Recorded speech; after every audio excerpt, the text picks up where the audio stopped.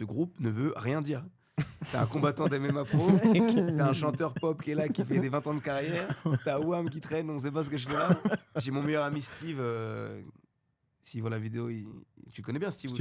Steve qui travaille dans l'événementiel, qui est pas du tout dans l'artistique, qui est là aussi, tu vois. Ouais. Et on mélange tout ça et ça donne quelque chose d'incroyable. Et donc, moi, c'est plus amical. Et là où c'est intéressant, c'est surtout sur le point de vue... moi, je prends énormément de ces gens-là, tu vois, de Cyril, Bien de sûr. Matt, d'Eddie, de ces gens qui ont déjà vécu et qui sont passés par là où je vais passer moi, tu vois. Et ça m'inspire et ça me permet de garder les pieds sur terre et ça me permet de voir que c'est des gens extrêmement simples, qui n'ont pas le melon, qui sont vraiment des crèmes, tu vois.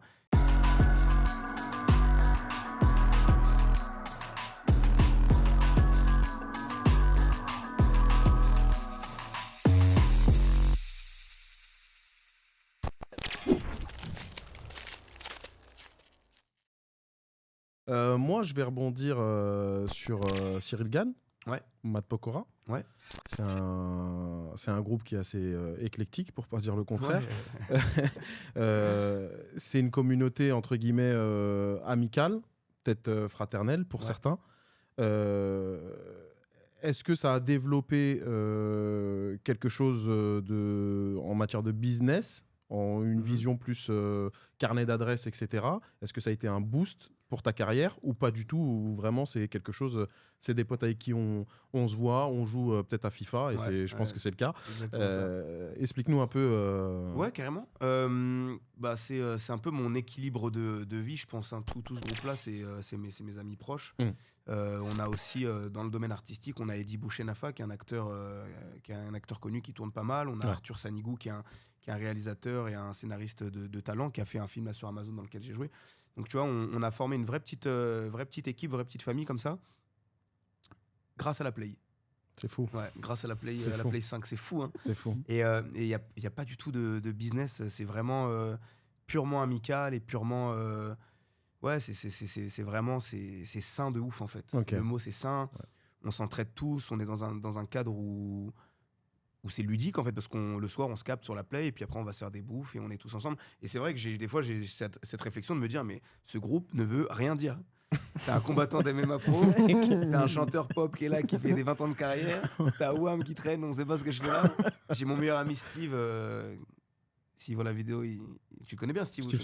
Steve qui travaille dans l'événementiel, qui est pas du tout dans l'artistique, qui est là aussi, tu vois. Ouais. Et on mélange tout ça et ça donne quelque chose d'incroyable. Et donc moi c'est plus amical et là où c'est intéressant, c'est surtout sur le point de vue. Moi, je prends énormément de ces gens-là, tu vois, de Cyril, de Matt, d'Eddie, de ces gens qui ont déjà vécu et qui sont passés par là où je vais passer moi, tu vois. Et ça m'inspire et ça me permet de garder les pieds sur terre et ça me permet de voir que c'est des gens extrêmement simples, qui n'ont pas le melon, qui sont vraiment des crèmes, tu vois. Et donc, ça me permet de moi-même, j'avance en me disant, il faut que je peux pas faire le mec. Quoi qu'il arrive, je pourrais pas. Regarde. Un mec comme Cyril, tu vois, il est là, il combat à l'UFC à Las Vegas devant John Jones et tout. Mais le gars, il va pas faire le chip avec toi, il va venir, c'est humain en or, tu vois.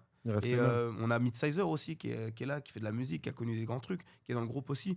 Et c'est des gars extraordinaires. Donc toi, tu peux pas te permettre de prendre la grosse tête ou de. Donc voilà, vraiment purement amical et rassurant pour moi, tu vois. Voilà, ça me.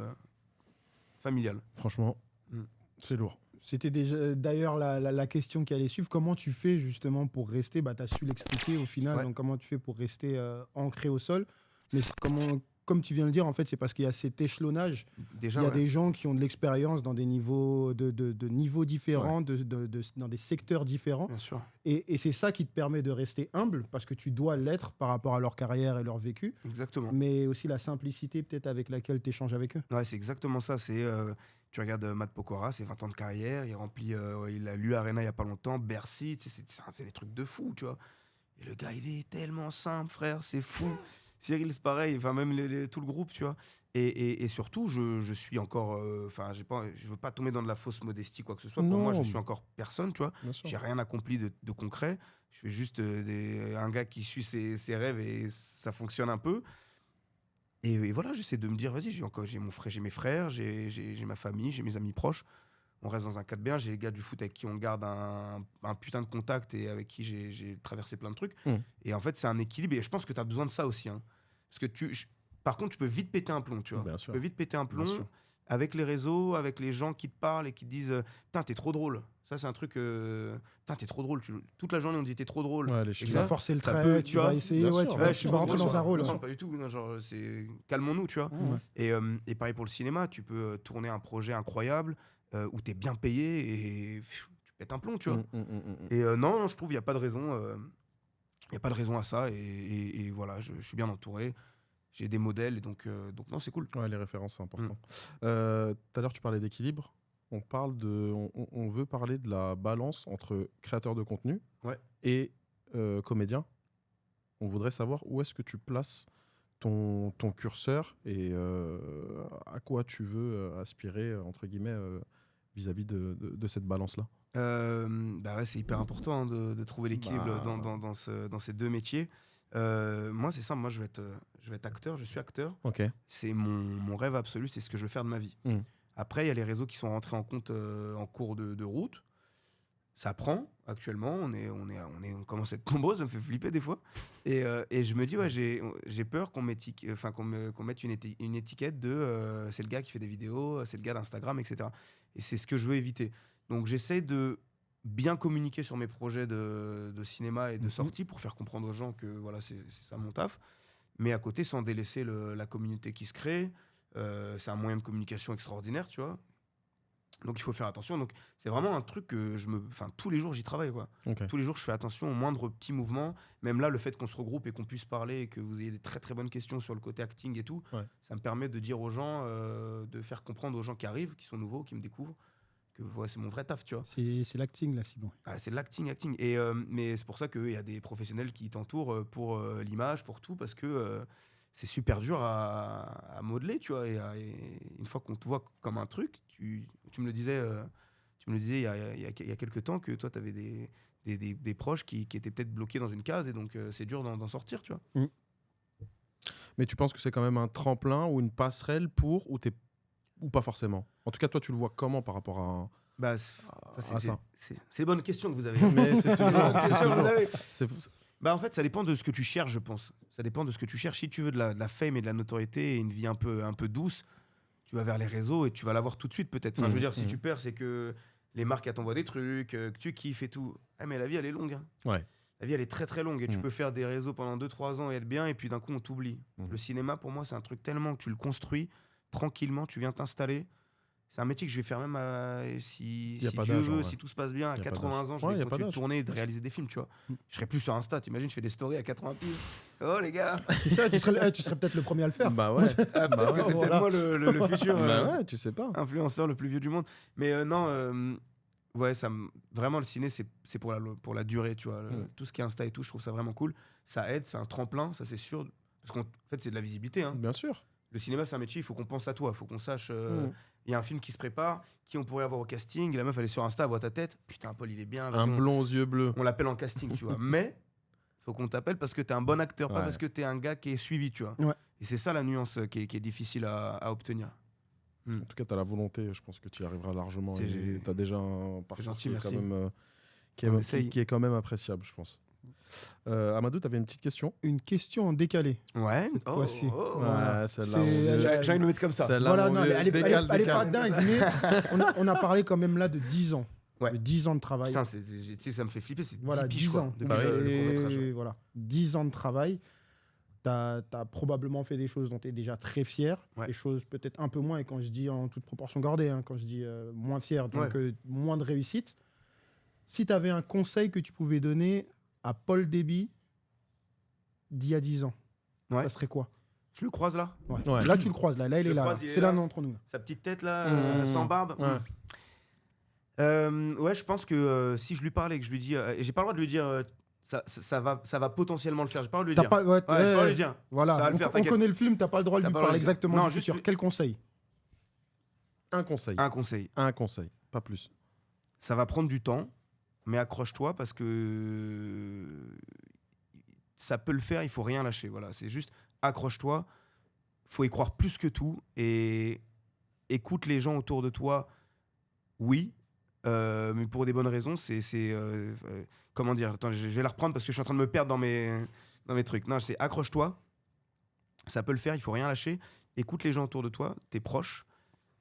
Mais la personne qu'il faut écouter absolument, c'est toi-même. C'est-à-dire que s'il y a des choses que tu sens pas, qu'on te conseille, même si c'est dur, hein, même si tes parents, Je savais que t'allais dire ça. tes frères, etc.